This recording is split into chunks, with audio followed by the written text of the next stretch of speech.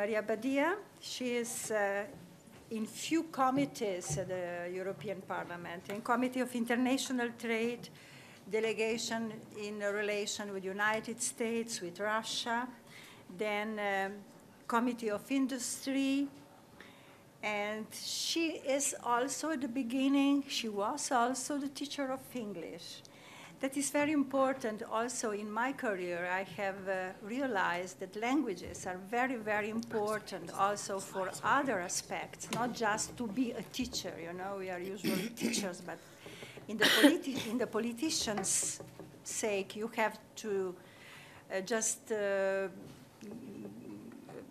regulate so many competences, but the languages are very important, as I can see. So she was also coordinator within the Socialist Party and member of Secretariat of European International Policy. And I don't know what is PES, member of European Parliament. European Parliament Association. Member of the political European Socialist Party. Party of Women. Yes, that's why that's very important. This is the difficulty of the. And we are very glad to give you a word now, please. Thank you very much. I was thinking yesterday what to tell you about the issue you are discussing. I think I can speak Catalan. Oh no, there is an interpretation or not? Yeah, there is. Just I have to take for me. Thank you very much. Gracias. Thank you. I want to say that you have been talking about issues related to new technologies and how they're applied in teaching of languages, but we've also talked about politics. And I have to say, as a Catalan and as a person whose first language is Catalan, I have to say that in the European Parliament I can't speak Catalan openly. I can only speak it with my colleagues. So when I have the chance of speaking in my language, I take advantage of it. I'm grateful for this invitation to be able to be with you and to have been able to listen to the 4 contributions that have preceded mine, and they were very interesting, and I congratulate you for the work that you're doing. I'm very pleased that the work that we do in the European Parliament, as you know, Dr. Čok, I am in the Industry Committee and the Foreign Trade Committee, but I was also 7.5 years in the Culture and Education Committee. So all these issues are very close to me. And we've worked on many reports on multilingualism, and we monitor the projects and our proposals to see whether they make sense or not, and to see whether the lifelong learning program of the European Union to support the work of people like you in the universities carries on. Yesterday I was looking at the last 2009 report on multilingualism that the European Parliament wrote. It's a Grasa Moura report. I was reading what we talked about at that time, and I think we ought to propose another report on multilingualism now, because I've realized today that you are really speeding ahead, and the ladies from Finland explaining the use of Second Life is a brilliant and an excellent idea. So when I get back to the Parliament, I'm going to ask my colleagues in the Culture Committee to review the last report on multilingualism. In fact, the European Parliament has as an inherent quality multilingualism, and our slogan, our motto, united in diversity, that's cultural and linguistic diversity. All the work we're doing in the European Parliament, all our MEPs, is related to this. The Grasa Moura 2009 report on multilingualism placed on the table a number of priorities Firstly, the principle of transversality, in the sense that every policy ought to bear in mind multilingualism in its development, and secondly, that that languages should be taught at all levels of education, from the primary level up to university, and of course lifelong learning and informal learning situations as well. We also spoke about the use of ICT to teach and to learn languages, but also at the same time we were looking at literacy, trying to help people to get to know these new technologies. The importance of knowing languages and speaking languages for integrating immigrants, for helping to promote mobility, which is crucial for learning languages. As a new element, since April, the European Union and Parliament has approved the Citizens Initiative project, which means that if 1 million citizens from various countries agree to propose a particular issue of the competence of the European Commission and Union, we have a proposal which is to look really into the mobility programs, because of course by giving promotion to mobility we can find solutions for many of our current problems, and language learning is crucial here, and we could help to get rid of this curse which is juvenile unemployment. And of course the issue of protecting minority languages. As we talk about minority languages, we've heard in the debate, we've talked about minorities which aren't such small minorities, such as the Hungarians and Slovakian. Let's talk about Catalan and the situation of Catalan in the European Union. Those of you who are Catalan and Spanish know that our country, Spanish, has 3 other official languages, Catalan, Galician and Basque. But you know that every new language that joins the European Union brings with it a language that the government decides to add. And these 3 languages evidently are not official languages of the European institutions.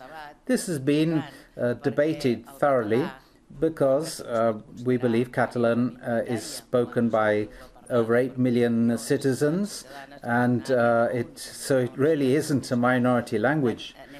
But as it isn't the language of a particular state, we have an abnormal situation, not unlike those of other languages, but ours is different because it's spoken by so many people.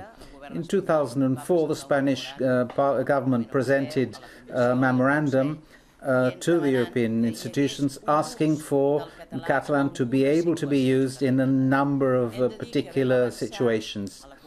There are some areas that the Council of Ministers and the Committee of Regions agreed upon, but we haven't been able to achieve that within the Catalan Parliament. The Catalan MEPs in the plenary sessions, giving advance warning, we wanted to be able to express ourselves in Catalan. We don't expect Catalan translations in return. We haven't been able to achieve this. But those who live in Catalonia will have found out, will know that 7-10 days ago, the President of the Parliament, Martin Schulz, was here in Barcelona and promised to take this issue of official languages in Spain, particularly Catalan, back to the Parliament and see whether we can indeed use these languages in the future. That is the situation of Catalan in the European Union right now. To end up, I'd like to say a few words about innovation. as we can all see, innovation in ICT, new technologies, is extremely important, as we've seen. And it's important for us to work with you, you as the researchers and people developing these instruments, and we who are working in the institutions, we would like to work together, because we have the 2020, the 2020 strategy for development and growth. Within that strategy, there are a number of emblematic projects, and innovation for the Union is one of these strategic areas. And here we hope to achieve sufficient investment so that this triangle between education, development and research to be able to advance, because within this triangle we can really become a motor for development and for prosperity. Now we're working on this to be able to achieve this amount of money for these projects. Obviously, if we do get it, we need you, who will be the people who would actually spend this money in development. So I wish you every success in this project, because your successes will be the success for all of us. And I think I know that you know that the last of these meetings will be held in Brussels in October, in the seat of the European Parliament, and I'm honored to actually say that I will be hosting this meeting as an honor for the group, the Democratic and Progressive group will be honored to receive you there. So thank you very much, nothing else, and I wish you well in your work.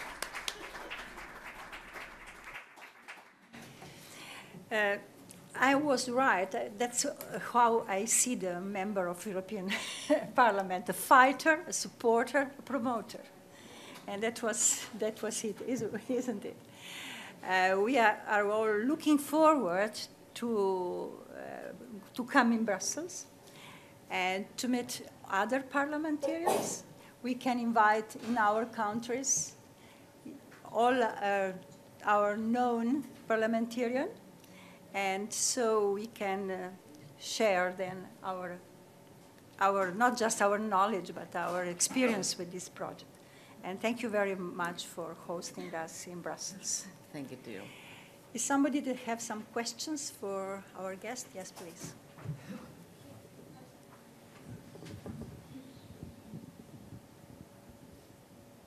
Finally, this morning I got the micro at the right place.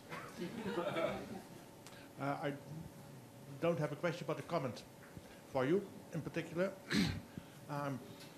My name is Alex Riemersma from Friesland in the Netherlands, and I'm also a member of the steering committee of the EUNoM, but in addition also to the network to promote linguistic diversity. And I'm happy to announce you that within that network we are working at a roadmap to multilingualism. The first step of it will be discussed on the 13th of November in Brussels and presented during the Irish presidency in the first half of 2013.